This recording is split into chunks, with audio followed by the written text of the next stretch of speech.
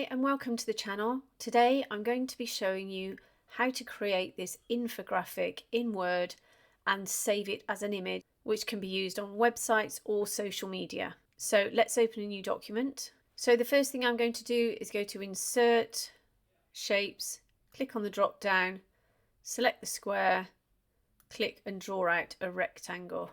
Click on shape format and over here you'll see the height. I'm going to put the height in as 5.13 centimeters and press enter.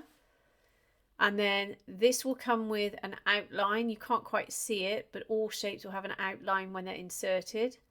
So select it, go to shape fill, go up to no outline, and then in shape fill you have a number of color options here. And in more fill colors, you've got your color wheel, brighten and darken slider here. And then this little cursor, you can just move around your color wheel to find the color of your choice. I've got my colors here in recent colors. So I'm going to select the first one. Then I'm going to go to Insert, Shapes, click on the drop down and select the triangle. Click, hold down my Shift key to make it a perfect triangle. I'm going to rotate it round. I'm going to move it up here. I'm going to reduce its height. Once again, go to outline, select no outline. Shape fill, the color's already selected, so I can click on that one. Now, because we're going to copy and paste all of this, I'm just going to put the text in. So go to Insert, Text Box, Draw Text Box, click and draw out a text box. Then here you can insert your text. I'm just going to paste all of mine in. Let's just select it all because it's actually all in white at the moment, but just for demonstration purposes. There's my text. And as you can see, I've used this font here, font size 16 for the title, font size 11 for the main text.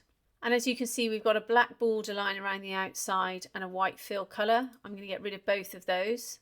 So again, select it, go to shape format, go to outline, no outline, shape fill, no fill, then go to the home tab and select the font and select the font color, click on the drop down and select white. Then you can place this anywhere you like. That if I pop it over to the left and slightly lower, don't necessarily center it here on this top margin because you've got the arrow coming from above on the rest of the infographics. So if you put it up here, it won't be quite in line with that icon over here. That will become more evident as we go along. So now we've created our first infographic. I'm going to select it all by holding down my Command or Control key and clicking on all three elements. Go to Shape Format, go to Group and select Group. Now, if we just zoom out, I'm going to copy and paste this, and the quickest way to do it is select it, hold down your Alt or Option key, click and drag. And then we're going to do this several times and two more. Now the easiest way to get all of these lined up is to put the bottom one just about so it hides that arrow. You can use your arrow keys to move it down to the bottom of the page. As soon as you can't see the arrow and the top one is where it should be, go to Shape Format and go to Selection Pane. Click on the top one, scroll down, hold your Shift key down and click on the bottom one. And as you can see, they're all now selected. Go back to Align and click on the drop down. Go to Distribute Vertically, which will mean they're all equally spaced. Then go to Align and select Align to Center, which now means they're all perfectly lined up. In order to see them all, we're going to have to change the colors. So we can go to the next one here. Make sure you're on Shape Format. Go to Shape Fill. Select another color, the next color. Next one down and do the same. Next color. Perfect. Now we need to see the arrows, not the bottom one, but go to the next one up. Select it, go to Shape Format, select Bring Forwards, and you can see the arrow. Select the next one up, bring forwards, keep clicking until the arrow appears, and the final one at the top. So now for the icons, go to Insert, Icons. Over here you'll have a wealth of icons. You can insert pictures, diagrams, whatever you like. You can place a search at the top here. So if you wanted to search something, let's say for science, you can do that. But I'm actually just going to go down and select the different ones that I want. So the first one I'm going to select is this one here, and then click insert. You can see at the moment you can't see it. So what you need to do is go to graphics format, go to wrap text and select in front of text. Then go to graphics fill here, click on the drop down and select white. And then you can just, if that happens, just click on Command and Control Z to go back. Make sure you've selected the icon. And then I'm going to move it so that the square at the bottom is level with the pointer of the arrow here. Then I'm just going to use my arrow key to move it up so it's in the center of that arrow. Then I'm going to try and line it up with the center of the text. Perfect. Then I'm going to go back over and select my next icon and do exactly the same for all 6. So I'm going to speed up the video while I go ahead and do that, and I'll show you how to align it all and save it at the end.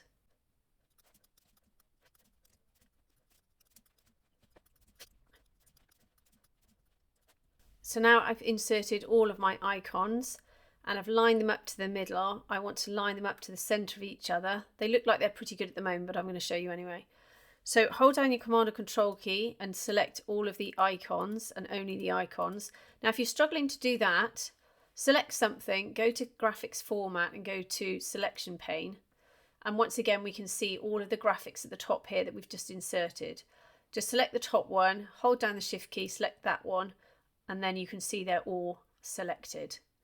Then go up to align and select align to center, and that means now they're all completely lined up to the center of each other. So now you've completed your infographic. There's a couple of things you can now do. You can save it as a Word document or you can save it as a PDF, absolutely fine.